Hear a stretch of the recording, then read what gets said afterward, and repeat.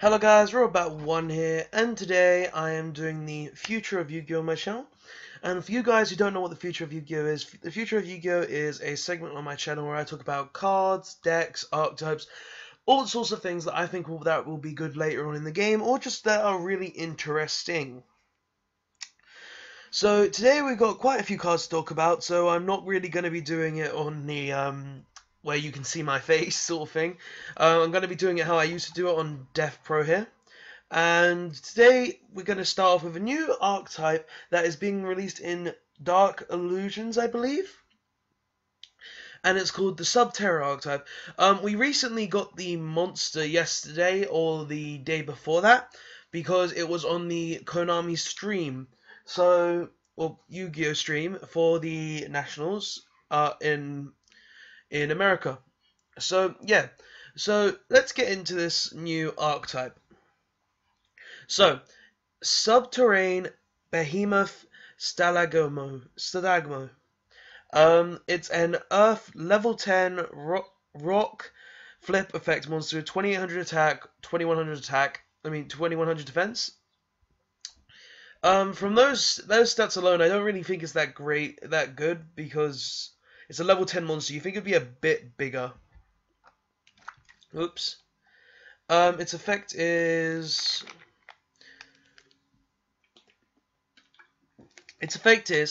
flip. You can discard one subterranean monster, and if you do, draw 2 cards.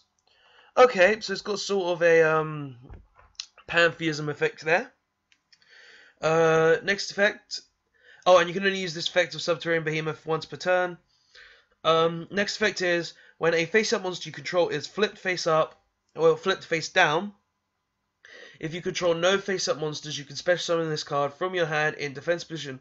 Once per turn, you can change this card to face-down defense position.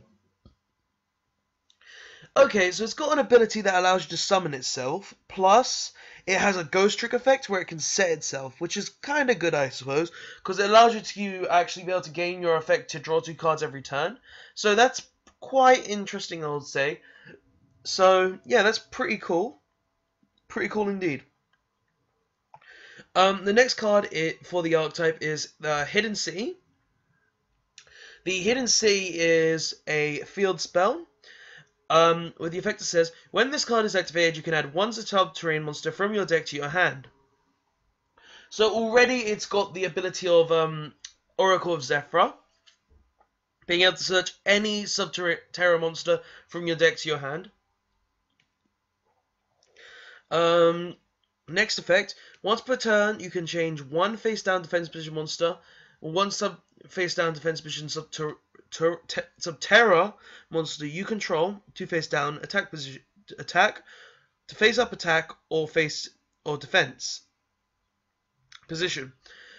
Once per turn, when an opponent's monster declares an attack, you can change one face-down defense position monster one face-down subterranean monster you control to face-up attack position or defense position.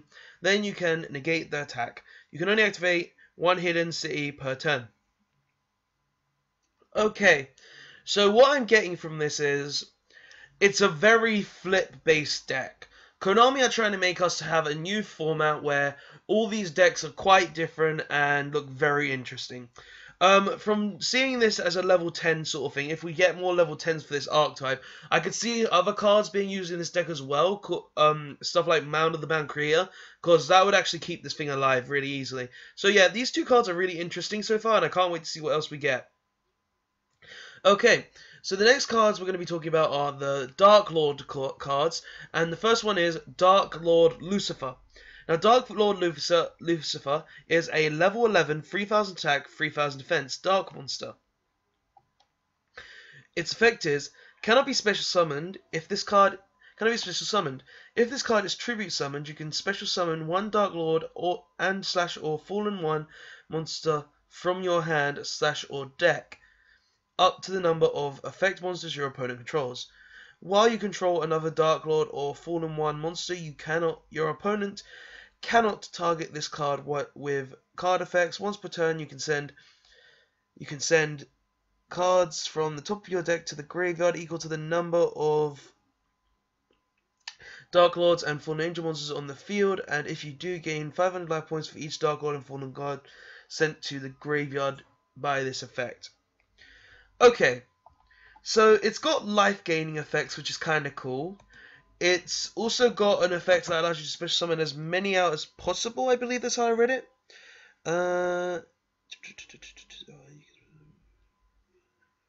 Yeah, equal to the number of effect monsters your opponent controls. So that's pretty cool as well. I don't like how it can't be special summoned, but you can't have everything. And it just seems to be really cool. So far, Darklord Lucifer I call is a thumbs up, because that's actually pretty cool in the deck so far. And it's new Darklord support, so that's pretty cool as well. So the next one is Darklord XTab. Darklord XTab is a dark level 10, 2500 attack, 2900 defense monster with the effect that says you can discard this card, add one Darklord or Fallen Angel card.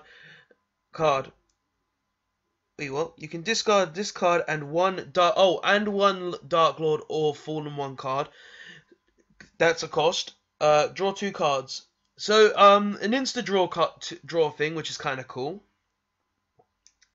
Next effect. During either player's turn, you can pay 1,000 life points and target one Darklord spell or trap card in your graveyard. This effect becomes that target's effect. When that card is activated, then shuffle that target into the deck. You can only use each effect of Darklord XTab once per turn. You can only special summon Darklord XTab once per turn. Okay, so what I believe this is, like, you use the spell effects, then the one in the graveyard will get shuffled back into the deck, I think. So, you target a Darklord spell or trap card in your graveyard, then that's the cost. This card's effect becomes that target's effect. When that target is activated, then shuffle that target into the deck. Okay, yeah, I was right. So, basically, this effect basically says, when you use that effect of the spell or trap card in the graveyard, you then shuffle the one that was in the graveyard into the deck. So you're basically recycling your spell and trap cards and getting additional uses of them, which is kind of cool. So Darklord XTab, pretty good. And the last Darklord monster, Darklord Tess Calipoca. I think that's how you pronounce that. Dark, level 9, 2000 attack, 2100 defense. Its effect is, if a Darklord or Fallen monster you control would be destroyed by battle or card effect while this card is in your hand, you can discard this card instead. Okay, so a protection card, pretty cool. During either player's turn, you can pay 1,000 life points, then target one Darklord spell trap card in your graveyard. This effect becomes that target's effect. That card is activated. When that card is activated, then shuffle that target into the deck. Okay, so this basically has the same effect as XTab. So yeah, pretty cool, pretty cool. Has an effect built-in protection for all your Darklords, which is also really good. So yeah, so the Darklords are looking really good. It looks like we'll be getting some spell and trap cards for them, and I can't wait to see what they have. So yeah. Okay, so the next card we're talking about is a new pendulum card called Pandoras Treasure Box. Now, Pandoras Treasure Box is a dark level 4, scale 4 worm pendulum effect monster with 1500 attack, 1500 defense. Its pendulum effect is, if you have no cards in your extra deck, you can target one card in your opponent's pendulum zone, destroy it, and if you do, place this card from your pendulum zone in your opponent's pendulum zone. Okay, so far I'm seeing this being used in Cliffort, because that's kind of what I'm seeing from that so far. Because you don't really need to have an extra deck, so you can actually use this very easily in the Cliffort deck. So that's pretty cool. Its monster effect is, while you have no cards in your extra deck, draw 2 cards instead of 1 for your normal draw during your draw phase. Okay, so this essentially gives you a +2. So this essentially gives you like that treasure card that was released in Dragons of Legend 1. So that kind of that's kind of cool, really. Actually, I like that. So that's an interesting card, Pandora's Treasure Box. The next cards we're going to be talking about are some new Abyss Actor cards. So Sawati is getting more support. Well, not more support. Sawati's getting his cards finally released, which is kind of cool. So the first card we're going to be talking about is Abyss Actor Evil Hill. Hill. I think I can't pronounce that shit for life. It's a dark level 8 scale 1 fiend pendulum effect with 3000 attack, 2000 defense. So a very big monster, obviously. Its pendulum effect is once per turn you contribute one Abyss Actor monster you control, then target one face-up monster your opponent controls. It loses attack equal to the attributed monster's original attack until the end of this turn. Okay, that's decent, I'd say. Monster effect is if this card is normal or special summoned, you can target one face-up monster your opponent controls. It loses 1000 attack for each Abyss Actor monster you currently control until the end of this turn. When this card destroys an opponent's monster by battle, you can target one Abyss script spell card in your graveyard, set it to your field. Okay, so its monster effect is actually quite cool because as soon as this is summoned, you can essentially decrease any monster by 5000. And that's really good because just being able to decrease a big monster can really help in the duel. Plus, if this card destroys a monster, you can set any of your Abyss scripts, which are really necessary for this deck. So I find this is going to be a really cool card to be used. I might even build this deck just because anime decks usually tend to be fun, and can't wait to see what this actually does in the meta. Okay, so the next one is Abyss Actor Funky Comedian, and it is a level 1 scale 8 with 300 attack, 200 defense. So essentially the opposite of this. Its pendulum effect is once per turn you contribute one Abyss Actor monster, then target one Abyss Actor monster you control. It gains attack equal to the attributed monster's original attack until the end of this turn. Okay, so essentially these two like to alter attack points with their scale effects, so that's pretty good, I say. Being able to alter attack points is always good.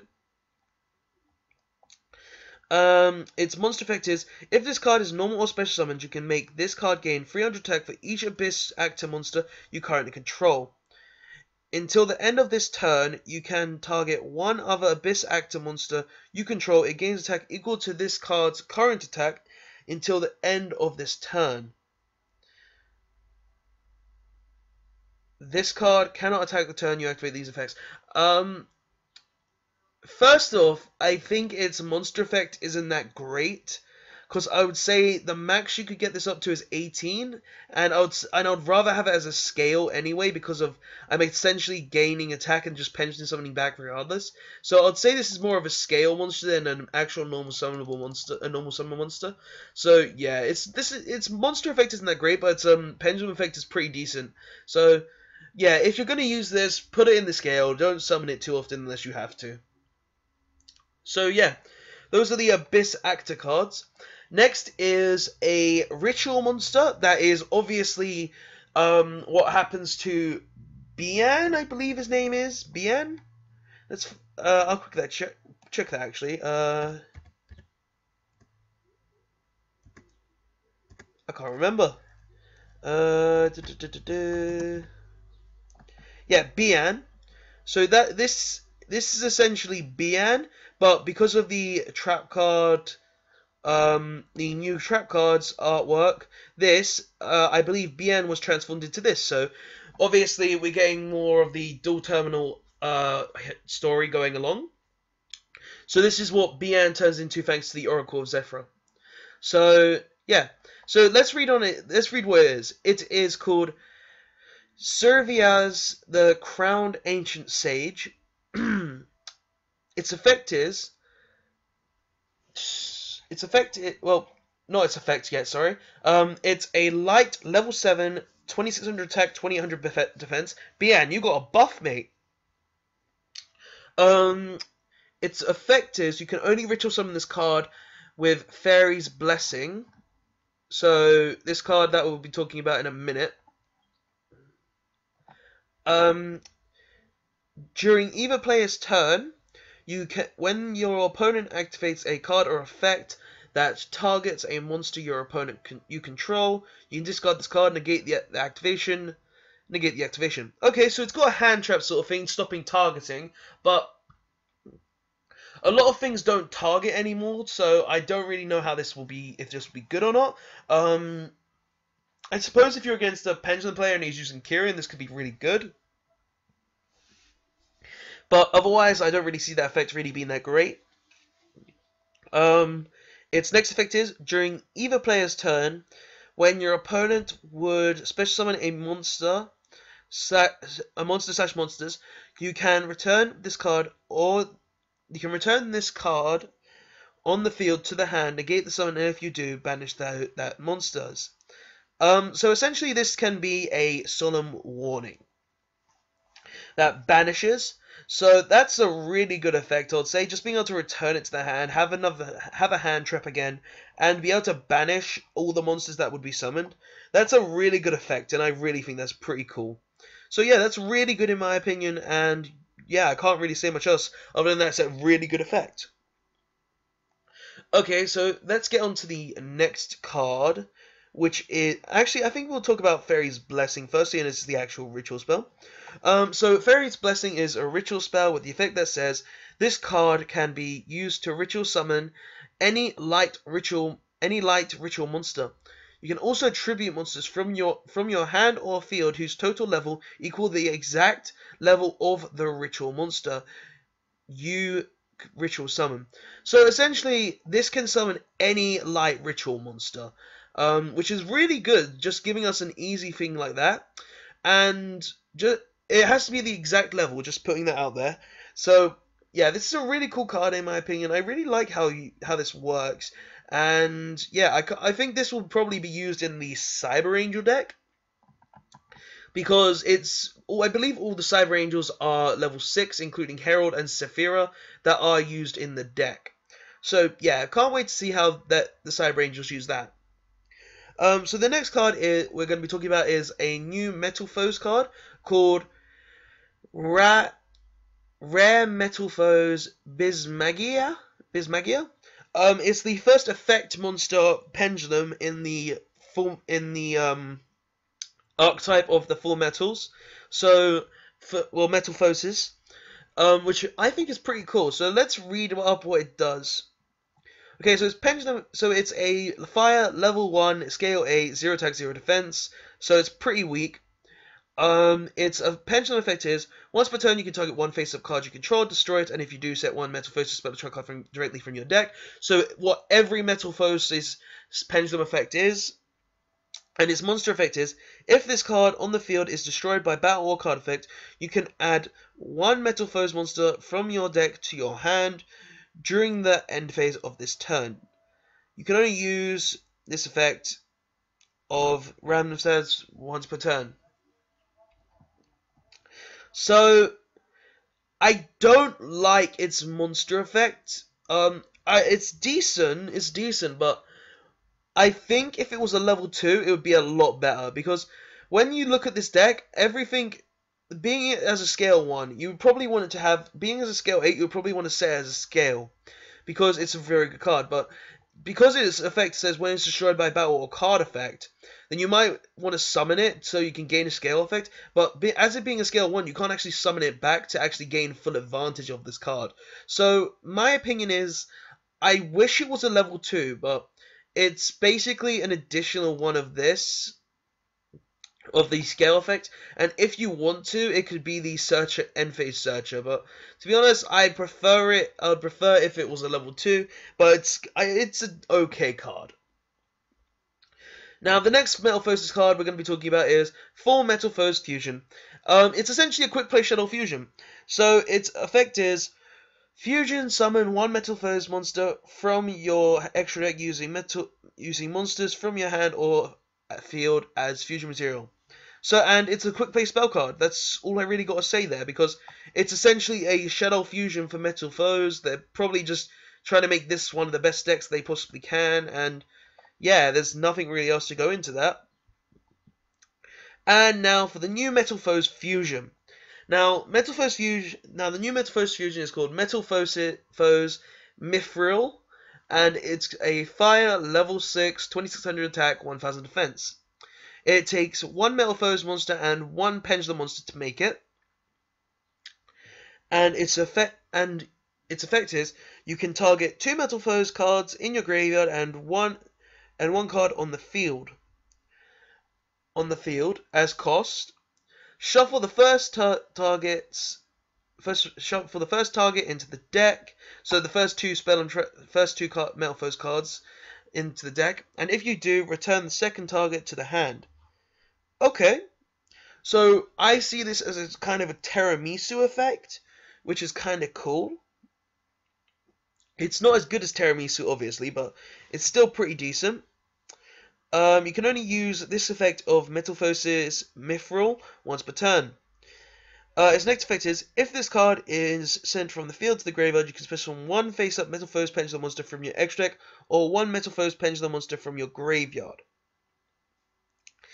Okay, so it's got a bit of revival ability, a bit of compulsory ability, and I find that to be pretty good, because you're able to recycle your Metalfoes monsters that are in the graveyard, cards, and you're able to revive monsters if it dies, or just gain them from the extra deck, which is really good in my opinion. So this is probably going to be one of the more used ones in my opinion, because it looks really good, it's pretty decent as well, and you can make it pretty easy, so, especially with a Shadow Fusion. So yeah guys, that's a pretty good card in my opinion. And now let's just get on to the last two cards, the first one being Summon Gate. It's a new floodgate essentially that is a continuous trap card with its effect that says each player can only special summon up to 3 monsters from the extra deck per turn. So essentially they can't, if they pendulum summon, they can't summon more than 3, and if they do summon more than 3, then they can't exceed Synchro or Fusion that turn because they can't go into their extra deck anymore. So yeah, that's a new floodgate. It seems interesting. I'll say it's just to say no to pendulums. I like the artwork as well. How it says how like all these banned cards. Well, Norden isn't banned, and Plush. The only 2 banned cards really are Shockmaster and Plush Fire here. But I just love how Thousand Eyes Restrict is waving bye to all these guys in the banned area. I like Norden's limited and Goyo's limited, I believe, or is he up 3 now? I can't really remember. But even so, it's cool just to see him. I like the artwork a lot. It really makes me laugh, especially seeing as he's got like a backpack sort of thing and everything. It's cool. So yeah, that's Summon Gate, and the last card we're going to be talking about is a new Telonite card, which is essentially Ptolemaeus in a way, but not as busted. So Telonite Vatlamus, it's a dark rank 4, 2600 attack, 2600 attack and 550 defense. The opposite stats to Ptolemaeus. Its effect is first of all, it takes 2 Telonite monsters to make, so it's not generic. So yeah, and its effect is all face-up monsters on the field become dark monsters. So yeah, that's pretty cool. Make everything vulnerable to Shadow Imprisoning Mirror. Next effect, you can detach 1 XYZ material from this card. Discard 1 card, special summon from your extra deck 1 light Telonite XYZ monster by using this face-up card you control as the XYZ material. Also, you cannot XYZ summon for the rest of this turn. This is treated as an XYZ monster. XYZ summon XYZ materials attached to this card also become XYZ materials. Materials on the summoned monster. Okay, so basically, you detach a material, you discard a card, and then you get to make an instant trigger, which is pretty amazing as is, because making trigger wasn't the easiest thing to do, because you had to get 3 monsters on board with the Telonite deck and everything. It was only easy really if you had like an Altair with a Vega and a Deneb Engrave, or like Call the Haunted on your opponent's end phase, the Deneb and stuff. But yeah, like this is really cool, I would say, because making instant trigger, putting more helmet on the Telonite's heads, and I know I've played Telonites before, but this does really put the helmet up quite a bit, I would say, so kind of stupid. And its next effect is once per chain, this effect can be activated during either player's turn. If you have 7 or more Telonites with different names in your graveyard. Wait, what? Oh, basically if you can use this effect during either player's turn if you have 7 or more Telonites with different names in your graveyard, which is highly unlikely you're gonna have, so, yeah. Pretty good card, I'd say. It's very interesting. It's kind of, I believe it's Scout, Construct, Deviati, and Ptolemaeus, obviously. It's a pretty cool card. Artwork's pretty cool as well, and yeah, guys. So guys, tell me what you think of all these new cards that have been released recently. Tell me if you're going to use any of these cards. Tell me if you're going to build the Subterra deck. Tell me if you're going to build Metalfoes when they come out in a few weeks' time. Tell me if you like this new Pandora's card. Yeah, guys, just tell me what you think of all these cards. And please, as always, like, comment, and subscribe for more Yugioh videos. And I'll see you guys next time. Thanks for watching.